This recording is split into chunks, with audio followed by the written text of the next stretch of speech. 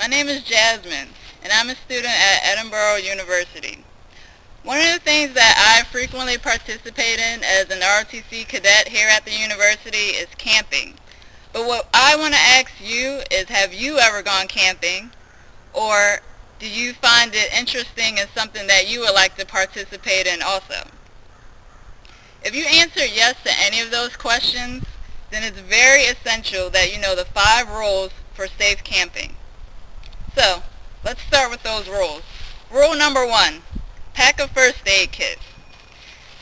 First aid kits are very important for any camping or a hiking trip that you find yourself going on, especially if you find yourself or any of your campmates becoming injured or possibly attacked by wildlife. So, first aid kits are fairly inexpensive, and you can find them at pretty much all your local stores, but Walmart is probably your best bet. This first aid kit that I have here is Johnson & Johnson, pretty well-known name. I found it for $20 at Walmart.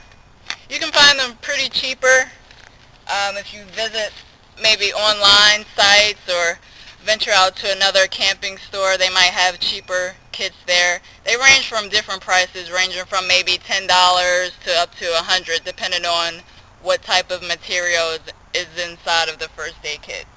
In here, the Johnson & Johnson kit, there's different types of Band-Aids, all sizes for pretty much all types of wounds. In the larger kit, it comes with a first aid guide showing you tips and instructions on how to pretty much adapt to any medical situation you find yourself or your campmates in. It also has padding to help stop the bleeding and other antibiotics such as Tylenol, Motrin, and then it has Neosporin in it also to help clean the wounds. So, like I said, you can find those again at Walmart. I found this one for $20. You can look online at other camping stores also. So that's rule number 1, pack a first aid kit. Now, rule number 2, you want to bring emergency supplies also. So in addition to your first aid kit, you want to have a flashlight. I have a flashlight here with infrared lens, and it also turns into a white lens light. So you can buy that also. So that's a flashlight. You want to have water with you.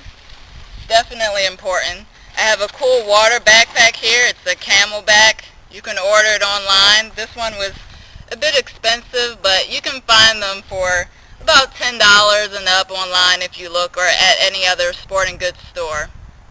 So that's CamelBak for your water. You definitely want to bring food with you, high energy foods such as energy bars. If you plan on grilling, you can bring hot dogs, hamburgers. You can build yourself a campfire, stuff like that. You also want to bring warm clothing with you. I have here, it's military issue, but I have here a wet weather top, which is pretty much a jacket with a hood. Wet weather bottoms, just pants for when it's raining or snowing or really wet out and you want to keep yourself dry and warm. You can also bring personal clothing. I have here a sweatshirt, just in case it gets really cold outside. Very stylish Edinburgh sweatshirt.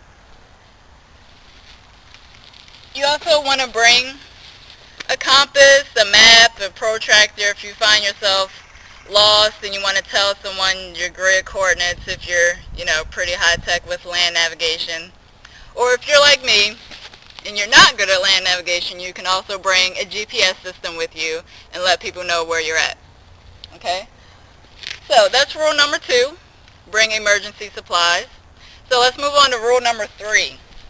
Rule number 3 is you want to arrive early to your site. When you arrive early to your site, you get to pick out a pretty decent spot of where you want to stay, and you also get to check to see if it's level ground where you're staying at. Like, for instance, you don't want to be camping out on a hill.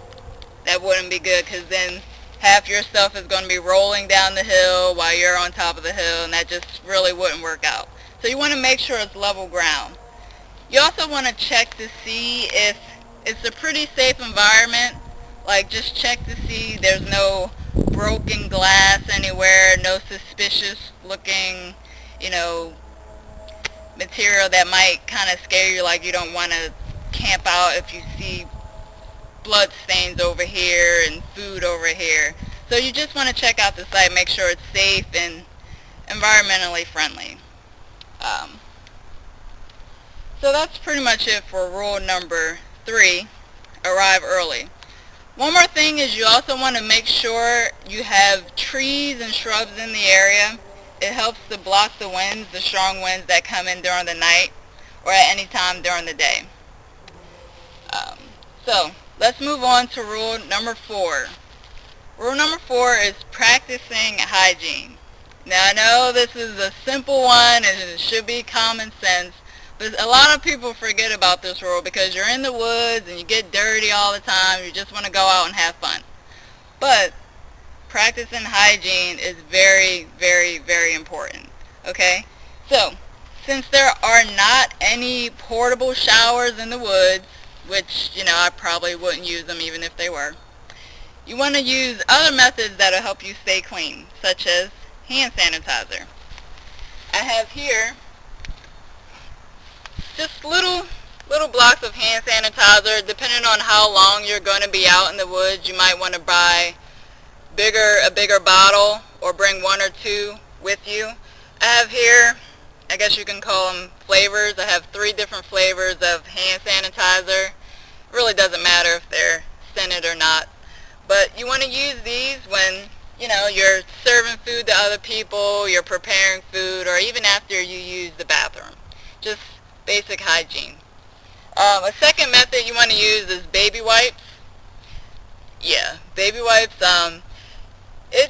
You want to use the alcohol-free baby wipes. It helps you to wipe the sweat off your face and all the dirt and grime from off your body that you've been, you know, accumulated since you've been out playing in the woods and having a good time. They're fairly cheap. You can find them at the dollar store. You can buy, you know, as many packs as you want. You can never go wrong if you buy even, you know, 10 or 12 or more than you need. So, that's rule number 4, practicing safe hygiene and personal hygiene.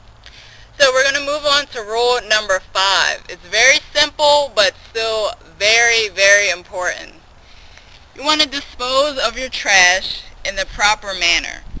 So instead of throwing all your trash or stuff that you don't need in a pile, you want to make or buy a small trash bag like this, just a Walmart bag.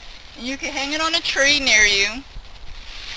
And what you do is any material that you don't need or you know, just want to get rid of, you toss it in this bag instead of just throwing it under your tent or throwing it outside. You know,